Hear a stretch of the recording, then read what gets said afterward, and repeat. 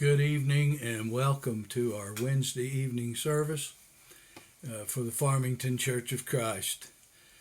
We certainly had intended, as you know, for this class to meet in person, seated, and enjoy once again some good dialogue classes where we get to ask questions, express opinions, and learn. A lot of us do learn better in a setting like that. As you know, unfortunately, the COVID virus has spiked a bit, and the elders have decided that now is not a good time to put us in a proximity situation like that. So hopefully, it won't be long before we can meet again in one of our classrooms and enjoy the learning and fellowship that our classes afford us. Well, this study that we'll be doing for the next several weeks is a study of the book of Psalms. And I'm happy to say my brother Marion Bailey and I are going to be tag team teaching this. I may take the first 2 or 3 lessons and pitch the football over to Marion, and he'll take off from there and back and forth in that way. Psalms is a wonderful read. It's a great study that I hope we get a lot out of. It's going to be quite different for me. I'm an old engineer and not trained in certainly poetry like this, but I take it on as a challenge. We ought to all consider new things like this to be a challenge, and we do. We understand it is a different time and a different culture. Some of the things that we're going to be reading. Again, we're considered poetry. The books in Psalms, the readings in Psalm, is Hebrew poetry, and it was originally written that way. It wasn't written in a certain way and then turned that way.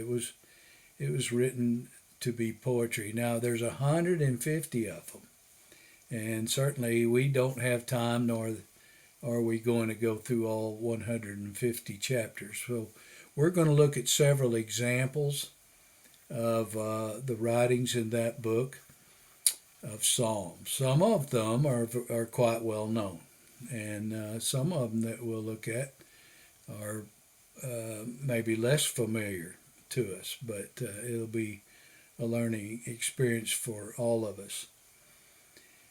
Now, by looking at the historical background and style, we can get a better understanding of what we're reading. And this is true of the historical books and the poetic books, and all the books of the Bible is a bit of context. So we need to constantly be doing that too. Certainly the Bible, as we all believe and have faith, is full of truth. And the Psalms is no different.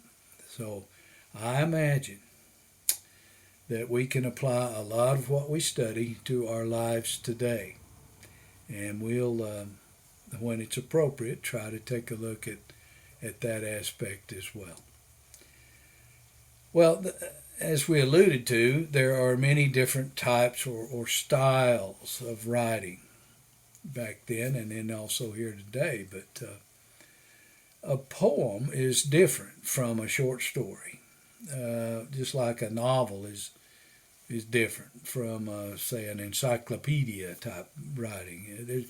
There are different types of writing to fulfill different purposes or styles. And the Bible has different types of writing in it. What are some of the types that you can think of in the Bible? Certainly what we're talking about right now is poetry. It also has what? Prophecy. We know it has prophecy in there. A type called historical narrative, where we can learn what the people did and why they did it, and certainly learn how we're supposed to live by reading those things. It has laws and commandments. Certainly, the Old Testament's full of that. Levitical laws are what the people lived by for centuries and centuries. But Psalms is poetry, and well, so is Proverbs, by the way. It's poetry. Reading it and understanding it is different from a historical book like Joshua or Book of Acts. We can read exactly what they did and why they did it. Prophecy books like Amos in the Old Testament is a wonderful thing to understand what God was saying at the time and for what purpose. So, what are some of the characteristics of Old Testament poetry? Well, number one, they come from a world that was long ago and far away, kind of like the movie that we like to watch.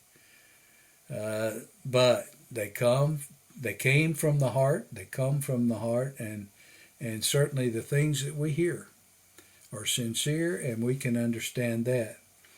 They speak of human experience, human needs.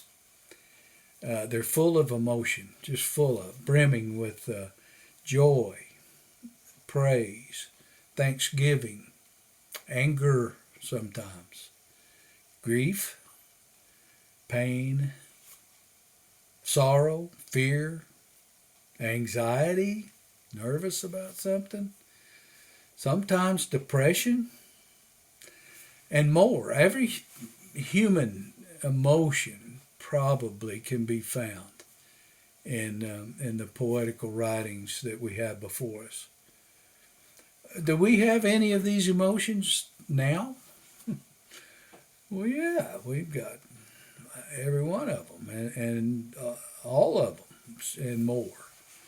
So, as we said earlier, as an engineer, I wasn't trained to read and understand poetry, but we're versatile people, and we're going to learn from this. All of us are. Now, English poetry emphasizes the rhythm and often rhyming of words. When you think of poems, you think of some people do, think of a cadence, don't you? A cadence of words, and sometimes they rhyme. A certain word will rhyme with another word, and it makes a rhythmical reading that way. Well, Hebrew poetry is not like that. For Hebrew poetry, we need to use words like parallelism and figurative language and vivid imagery. In fact, those three terms, we're not going to get real deep into the mechanics of this sort of poetry like a college course would, but parallelism, figurative language, and vivid imagery, we can understand those things. Our textbook author goes into great length to explain antithetical parallelism opposed to synthetic parallelism, and I don't want to go that deep, and I don't think you do either. But so I'm going to spare us unless a situation pops up where we need it later, and at that point we'll do that. Well, let's turn to Psalms chapter 1 in your Bibles, and we're going to use it as an introduction. And honestly, it is a good introduction. The way it's written introduces us to the way the rest of the books are put together. Well, this psalm contrasts two types of individuals. The godly person who wants to live for God versus the rebellious person who opposes God. So, very simple concept. But this first psalm is going to lay out what that means for us. So, Let's begin our reading in verse 1. Blessed is the man who walks not in the counsel of the wicked, nor stands in the way of sinners, nor sits in the seat of scoffers. But his delight is in the law of the Lord, and on his law he meditates day and night. He is like a tree planted by streams of water that yields its fruit in its season, and its leaf does not wither. In all that he does, he prospers. The wicked are not so, but are like chaff that the wind drives away. Therefore the wicked will not stand in the judgment, nor sinners in the congregation of the righteous.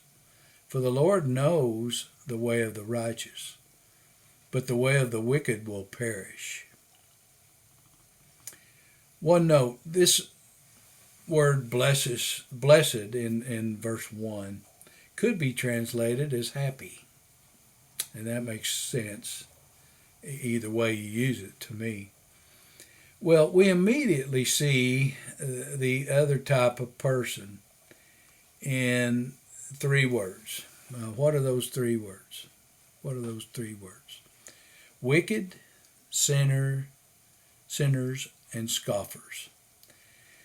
Is the writer here talking about a person who occasionally slips into sin? No, we don't think so. This is one who opposes God, and that's his way, his opposition to God. In verse 2 describes the other type of person, the godly person.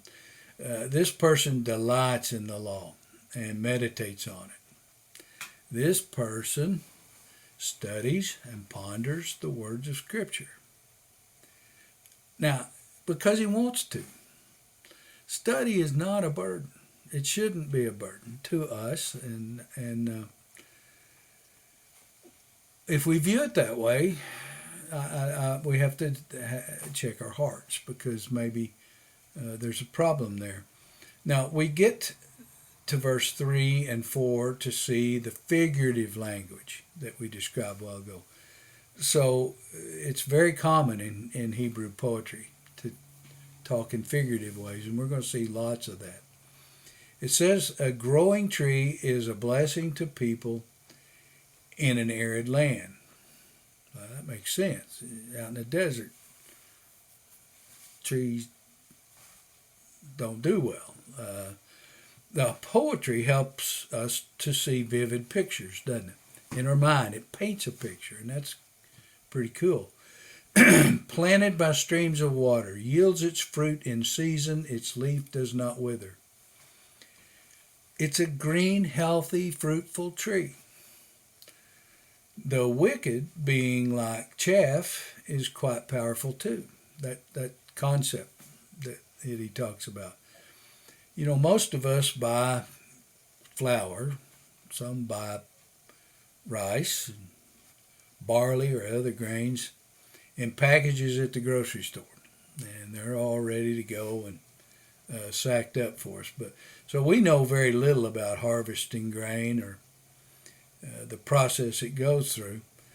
This notion of chaff is the tough, inedible outer coat that coats the grain and protects it while it's growing. But you have to remove it to use it, to eat it.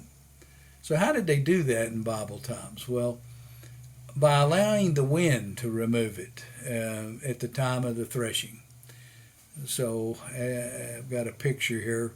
Worthless chaff is blown away by the wind as the material is tossed into the air. The breeze carries the lighter portions that we don't want away, and the heavier portions we do want falls to the ground to be gathered together. So worthless chaff blown in the wind is kind of negative to describe a bad person, don't you think? Totally worthless. So what is their fate? If you're that kind of person, What is their fate? Well, let's look at verse 5 one more time. It says, will not stand in the judgment. Very simply, God is not going to put up with them. It's that easy. Yeah. He puts up with them during their lifetime. They have every opportunity to not be that way. But at the end of judgment, he's not going to put up with them. What does this mean, the congregation of the righteous? Well, the idea of being cut off from the people of God was a powerful image for the Jewish people in the days of Moses, and it's one in our day that we have a hard time with this concept. But particularly when they were in the wilderness, particularly then, what did it mean to be put out from the people?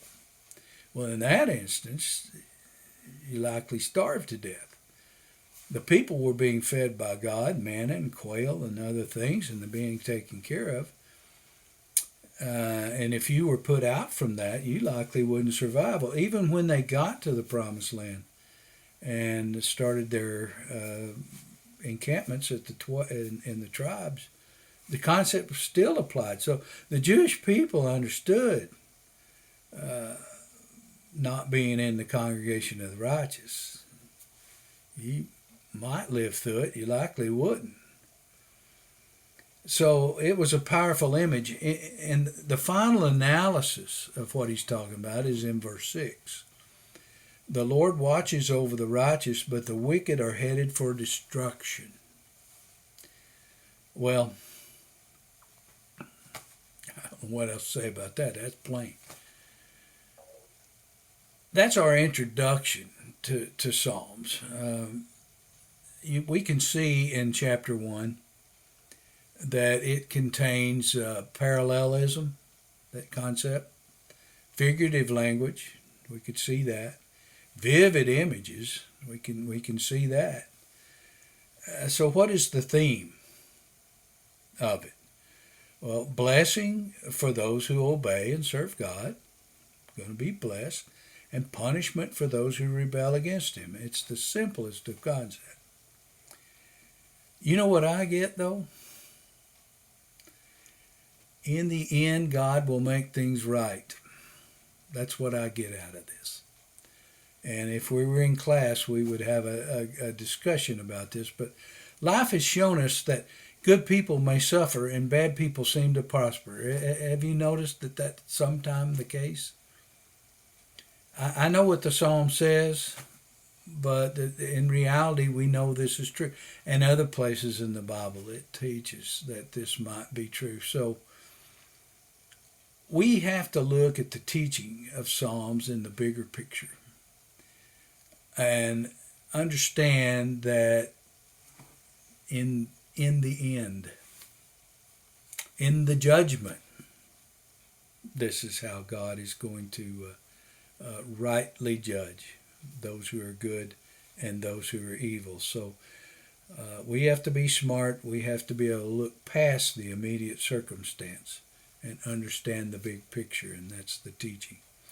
Well, next time we're going to look at a very familiar psalm and take these concepts that we've sort of learned tonight. We didn't get real deep into the mechanics of it, but take a look at a very familiar psalm and hopefully increase our understanding and appreciation for this type of poetry. So at this time, we implore you, brothers and sisters, to be safe, protect yourself, and we'll see you next week. Thank you.